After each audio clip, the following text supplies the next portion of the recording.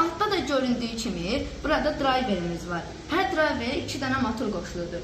Və burada göründüyü kimi robotumuzun beyni olan Arduino var.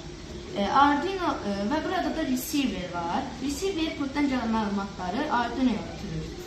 Və burada da göründüyü kimi L298N driverimiz var.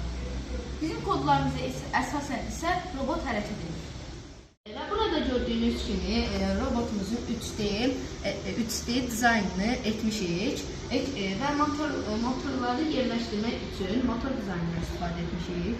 Və burada motorumuzun yerləşəcəyi yerləri dizaynımıza uyğun kəsirik.